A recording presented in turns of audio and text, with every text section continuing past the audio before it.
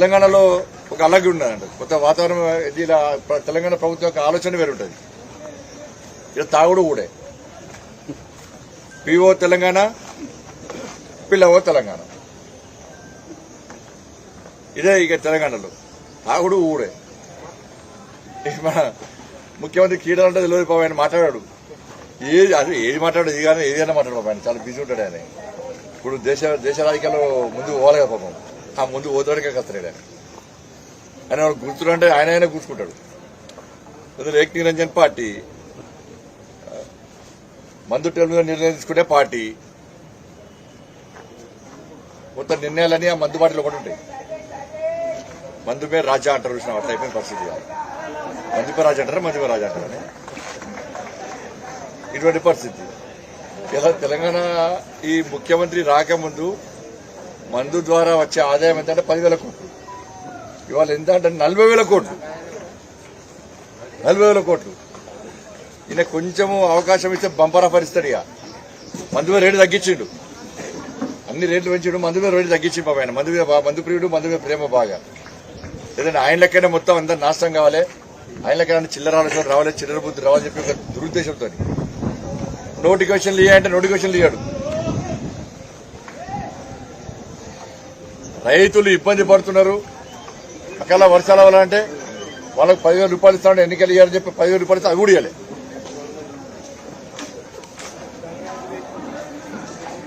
2 లక్షల మంది అన్నాడు, 50,000 ఉద్యోగాలు ఇస్తున్నాడు, అటే పోయింది. నిరుద్యోగ వృద్ధి ఇస్తున్నాడు, అటే పోయింది. పేపర్ లీకేజ్ అంతా కూడా బెయిల్ నుంచి బయటకొచ్చి స్వేచ్ఛగా తిరుగుతున్నారు. ఎందుకంటే ఆయన కొడుకు నిర్లక్ష్యం వల్ల జరిగింది కాబట్టి. ఏమనంటే కొడుకు మీద ఆరోపణలు వస్తున్నాయి, కొడుకు రాజీనామా చేయమని బీజేపీ డిమాండ్ చేస్తున్నది, ప్రజల్లో చర్చ వస్తున్నది కాబట్టి ఇష్యూ డైవర్ట్ చేయాలని చెప్పి. డబ్బులు పెట్టిన నిలవలేక పేదోళ్ళు చచ్చిపోతున్నారు, వాళ్లకు పైసలు లేవు. ఏం పనికి రాకుండా ఏం అవసరం లేకుండా సచివాలయం కూడా కొట్టిండు. అవసరం లేకుండా కూడా సచివాలయం కూడా కొట్టి 1,600 కోట్లు పెట్టి అది కట్టుకున్నాడు. ఆయన రానినాడు సచివాలయం. ప్రగతి భవన్ కట్టుకున్నాడు. పేదలకు మాత్రం ఇల్లు, వాటికి మాత్రం పైసలు ఉంటాయట.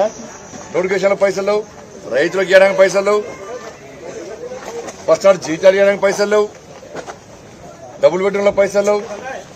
పంజాబ్లో ఇవ్వడం మాత్రం పైసలు ఉంటాయి. మహారాష్ట్ర, బీహార్లకు ఉద్యోగాలు ఇవ్వడం మాత్రం చేతులు వస్తాయి ఆయనకు.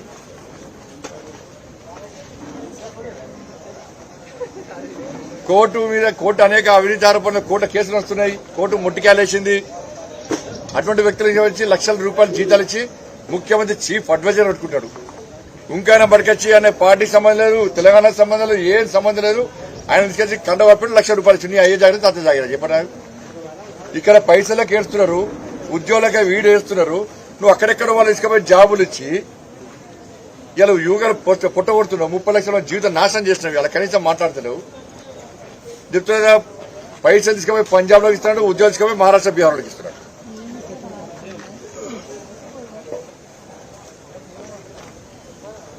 అందుకే ఈయనకి ఇంకా కొంచెం మళ్ళా ఈ ముఖ్యమంత్రి అయితే మాత్రం కుంప ముస్తాడే.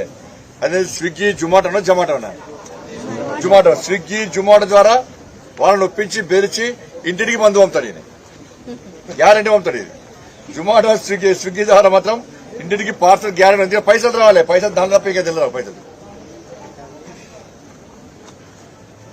ఇటువంటి పరిస్థితుల్లో తెలంగాణ రాష్ట్రం మొత్తం పూర్తిగా నాశనం అయిపోయింది, సర్వనాశనం అయిపోయింది. ఇవాళ కనీసం దాని గురించి మాట్లాడతలేడు రాష్ట్ర ముఖ్యమంత్రి. అది పట్టించుకున్న పాపాన పోతలేడు. ఏ విషయం కూడా కనీసం స్పందించిన పాపాన పోలేదు. భక్తులు రాజకీయాల గురించి ఆలోచిస్తున్నాడు. 7 ఎన్నికలైతే 60 పైసలు పెడుతున్నాడు. కానీ దానికి పైసలు వస్తున్నాయి. తెలంగాణలో ఇబ్బందుల ప్రజల కోసం సంక్షేమ పథకాలు అమలు చేయడంలో కానీ, అభివృద్ధి చేయడంలో కానీ, ఆయన ఇచ్చిన హామీని నెరవేర్చడానికి మాత్రం ఎందుకు పైసలు వస్తలేవు, ఎందుకు చేతులు వస్తలేవు? క్రీడలను ప్రోత్సహించవా, యువతను ప్రోత్సహించవా? అందుకే ఇవన్నీ గుర్తించాలని యువతని మళ్లీ అప్పీల్ చేస్తున్నా. మళ్ళా ఈ ప్రభుత్వం వస్తే 5 లక్షల కోట్లకు మళ్ళీ 5 లక్షల కోట్లు అప్పు చేస్తాడు. మీరు ఆలోచించండి ఒకసారి. ముఖ్యమంత్రి ఎక్కడైనా అభివృద్ధి గురించి మాట్లాడుతుండా? ఆయన అభివృద్ధి చేసినా మళ్ళీ అభివృద్ధి చేస్తాను ఎక్కడైనా మాట్లాడుతుండా? ఎన్నికల్లో పోటీ చేసే సందర్భంలో ఎన్నికలు వస్తున్నాయి, నేను ఈ విధంగా అభివృద్ధి చేస్తానని చెప్పి ఆయన ప్రణాళిక రూపొందించిందా? కాబట్టి అభివృద్ధి చేయాలని అవసరం లేదని దోసుకోవాలని అవసరం. అందుకే టిక్కర్ కేసు, ఆ కేసు, ఈ కేసు ఇప్పుడు కొత్తగా స్టార్ట్ అయింది. హుక్కా సెంటర్ చూసిన hookah centre first tea stall అంటారు, తర్వాత స్మోకింగ్ జోన్ అంటారు, దాన్ని హుక్కా సెంటర్ చేస్తున్నారు. Hookah centre without permission. Hookah centre permission కావాలంటే రకరకాల నిబంధనలు ఉన్నాయి. ఒక బీఆర్ఎస్ పార్టీ నాయకుడిని కలిస్తే ఎక్కడైనా ఏ ప్లేస్ అయినా ఏ ప్రాంతంలో ఏ రాత్రి అయినా రాత్రి బావులు హుక్కా సెంటర్ అనుకోవచ్చు. ఇప్పుడు డ్రగ్స్ నడుస్తున్నాయి, ఇప్పుడు పబ్లు బార్ ఫుల్ పుట్టుబడి నడుస్తున్నాయి, ఇప్పుడు కొత్తగా హుక్కా సెంటర్ నడుస్తున్నాయి. ఇవన్నీ వీళ్ళ కనీసం ఆజమాయిషీ లేకపోవడం, దాని ద్వారా వచ్చే ఆదాయం మీద ముఖ్యమంత్రి దృష్టి ఉంది తప్ప దాని ద్వారా జరిగిన అనర్థాల మీద మాత్రం ముఖ్యమంత్రి దృష్టి లేదు.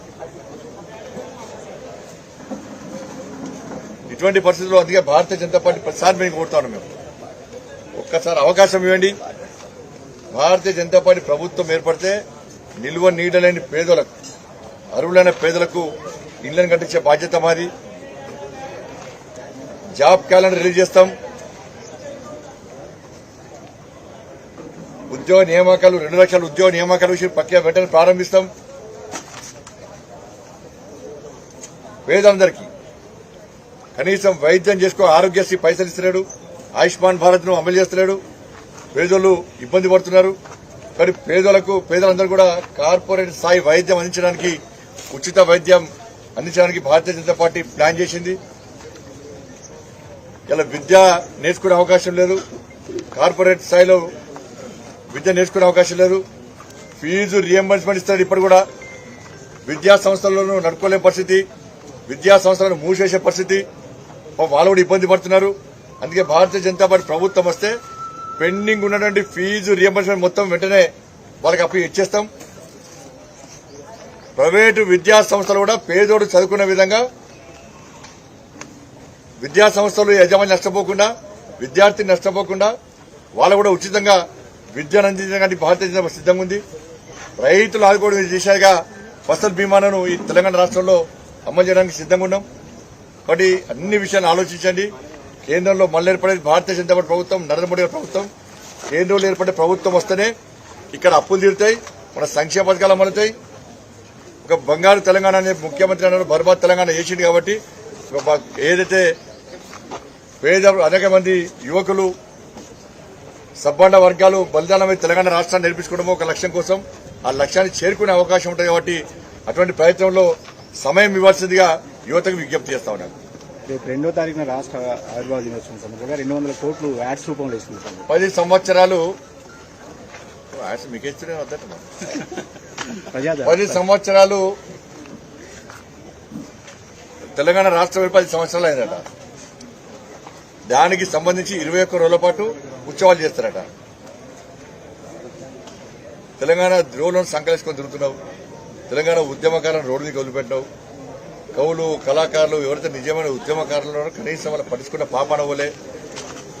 తెలంగాణ కోసం బలిదానమైనటువంటి కుటుంబాలను ఆదుకునే ప్రయత్నం చేయలే. నువ్వు నీ కుటుంబం లాభపడ్డారు, నువ్వు నీ కుటుంబం ఉత్సవాలు చేసుకోవాలి. ఎన్ని వేల కోట్లు సంపాదించారో ఒకటి శ్వేతపత్రం విడుదల చేయి. నేను తెలంగాణ రాష్ట్రం ఏర్పడిన తర్వాత నేను ముఖ్యమంత్రి అయినాక నేను నా కుటుంబం తెలంగాణ రాష్ట్రం ఏర్పడడం బతుకు గిరి. ఇప్పుడు 1000 కోట్లు సంపాదించుకున్నా, వాడు అందరు మాకు అభిషేకాలు చేయరి, మమ్మల్ని భుజాలకు తిరిగానంటే అప్పుడు తెలంగాణ ప్రజలు గ్రహిస్తారు. వాళ్ళ అన్ని స్కామ్లు అయినాయి. నీ కుటుంబం రాజ్యం అంతా పడి కుటుంబం తృప్తిగా ఉంది తప్ప ఇంకొకరు తృప్తిగా తెలంగాణ రాష్ట్రం తృప్తిగా ఉన్నారా? 1000 కోట్ల రూపాయలు యాడ్స్ రూపాయలు ఖర్చు చేస్తున్నాడు. ఏంటంటే ఆయన ప్రభుత్వానికి ఆయనకు డప్పు కొట్టుకోవడానికి, ఆయన కుటుంబానికి డప్పు కొట్టడానికి, అవాస్తవాలను వాస్తవాలుగా ప్రజలకు నమ్మించడానికి 1000 కోట్ల రూపాయలు ఖర్చు పెడుతున్నారు. ఇక పేపర్లకు, టీవీలకు ఏముంటుందన్న 1000 కోట్ల సంఖ్య మాది కనబడుతుంది. మాది 3 పేజీలు 4 పేజీలు 3 లైన్లు ఇస్తున్నారు. 3 లైన్లే మళ్ళా రావాలంటే మళ్ళీ మేము పేపర్ యాడ్ చేయాలి. మాది ఇస్తారా? అబ్బో కష్టంగా. ఇది మంచి పద్ధతి కాదన్న. నేను సరే మీ యాజమాన్యం నడవాలి, మీ టీవీ నడవాలి, పేపర్ నడవాలి కావాల్సింది. కానీ అట్లా అని చెప్పి ఇటువంటి కుటుంబానికి ఇటువంటి ప్రభుత్వాన్ని ప్రోత్సహిస్తే తెలంగాణ ప్రజలు ఎడబోవాలి, ఏం కావాలి? మొత్తం బేఫిగర్ తిరుగుతుండే పేపర్ల టీవీలలో నేను యాడ్ చేస్తున్నా, ఏది పడితే రాస్తారు, నేను చెప్పింది రాస్తారు. నరేంద్ర మోడీ గారు వస్తే, నరేంద్ర మోడీ దేశ ప్రధాని వస్తే ఇంత పెద్ద ఐటమ్ వస్తారు. పక్క మళ్ళీ కేసీఆర్ కుటుంబానికి గ్యారంటీ ఉంటుంది, అలా గ్యారంటీ ఉంటుంది, అలా కౌంటర్ మళ్ళీ వెంటనే రాత్రి సీఎం ఊహించడం వస్తే దాని కౌంటర్ పక్కా ఉంటుంది. అలా వాళ్ళకి ఇవ్వండి ఏదంటున్నాను. కానీ రాష్ట్ర ముఖ్యమంత్రి ఏం చేస్తున్నారంటే వాళ్ళ ప్రభుత్వానికి వాళ్ళ పార్టీ ఇవ్వాలి, దాంతో పాటు బీజేపీ ఇవ్వద్దు. ఈ రెండు ప్యాకేజ్ వాళ్ళ పార్టీ ఇవ్వాలనుకుంటే తప్పలేదు, మీరు ఇవ్వండి ఇవ్వలేదు. కానీ బీజేపీ ఇవ్వద్దు కూడా ప్యాకేజ్. మళ్ళా ఇది ప్రజాస్వామ్యానికి మంచిది కాదు. ఇది అందరంటే కొంతమంది అంటున్నాను నేను. లేదు ముఖ్యమంత్రి బేఫ్రీగా కోట్లు సంపాదించుకున్న, వేల కోట్లు దోసుకున్నా నేను ఎవరు ప్రశ్నించాలనే స్థాయికి వచ్చింది. ప్రశ్నించే పేపర్ను, టీవీ ఛానల్ బ్యాన్ చేస్తా అంటాడు. ప్రశ్నించే టీవీ ఛానల్ పేపర్ను బ్యాన్ చేస్తా అంటాడు. నిన్నే బ్యాన్ చేస్తాడు. ఇంక 5 నెలలే నువ్వు, ఇంక 5 నెలలు. 5 నెలల తర్వాత నువ్వు ఏడుంటావు? బిల్లా బిజినెస్ అనుకోండి. ఓటింగ్స్ ఎవడతాడు? 200 కోట్ల కోట్లు, 2 కోట్లు కట్టించినట. అన్నికింతే పైసలు. అప్పుడు పీనసరావు గారు జయంతి అప్పుడు 100 కోట్లు కట్టించిండు. ఎక్కడ మీకు కనబడే కోటి పలు ఇచ్చిన వారికి కోటి పలు ఇవ్వాలి. ఆయన ఫోటో అయినా బిడ్డ ఫోటో పెట్టుకుంటాం, కొడుకు ఫోటో పెట్టుకుంటారు, కొట్టు ఫోటో. మళ్ళీ జయంతి కాలే వర్తంతి రాలే. ఒక్కసారి వచ్చిండు, మళ్ళీ ఎలక్షన్ అయిపోయినా గెలిచిండు, అయిపోయా మళ్ళీ రాలే. ఇదికంతే. ఆయన డబ్బా కొట్టుకోవడానికి చెప్పాలి. నేనేమంటానంటే నువ్వేం అభివృద్ధి చేసి చెప్పు, నువ్వేం అభివృద్ధి చేసినావు చెప్పరాదు. ఏ శాఖ ఏ అభివృద్ధి కార్యక్రమాలు చేసింది చెప్పరాదు. టీవీలు చూస్తే దళిత బంధు ఫుల్ ఇట్లా ముఖ్యమంత్రి ఇట్లా వేసిండు అట్లా వేసిండు అని చెప్పి 1-2 కుటుంబాలు పట్టుకొచ్చి టీవీలలో ఫుల్ యాడ్స్. ఆయనే చెప్పే 30% కమిషన్ అడుగుతున్నారు అని చెప్పి ఆయన మంత్రులు ఎమ్మెల్యే కమిషన్ ఆయనే చెప్పిండు. మరి టీవీలో చూపెట్టాలి కదా. మరి దళిత బంధు మంచిది ఏ టీవీలో ఆడిస్తాడు. మళ్ళీ చెప్పింది ఆయనే అవినీతి పాల్పడుతున్నారని చెప్పి 30% కమిషన్ కనబడని కమిషన్ 50%.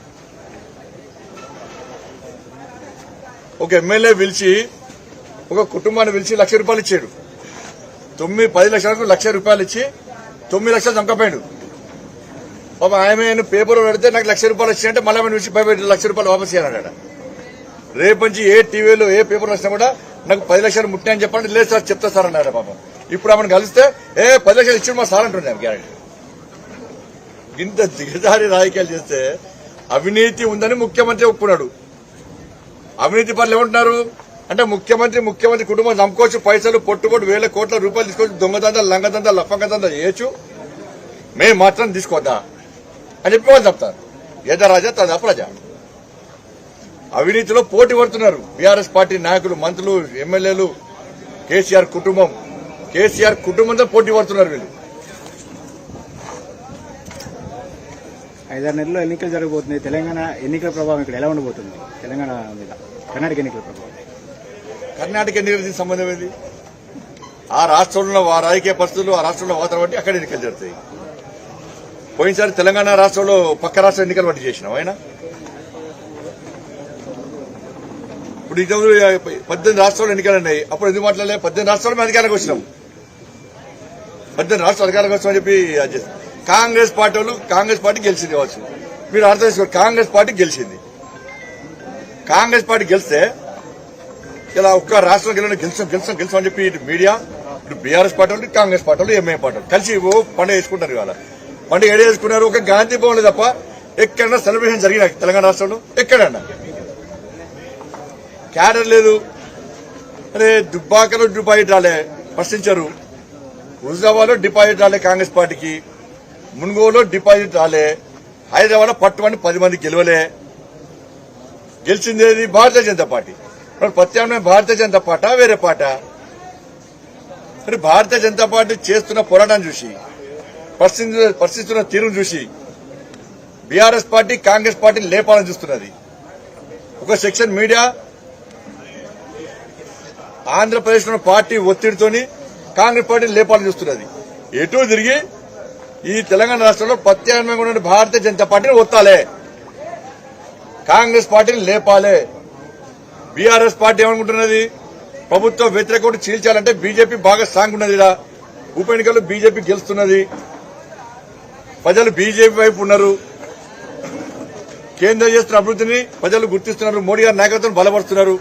కాబట్టి ఓటును చీల్చని చెప్పి BRS party Congress party support ఇస్తున్నది. ఒక సెక్షన్ మీడియా కాంగ్రెస్ పార్టీ లేపే ప్రయత్నం చేస్తున్నది. అక్కడ ఎన్నికలు జరిగిన కర్ణాటక జరిగిన కేసీఆర్ పైసలు.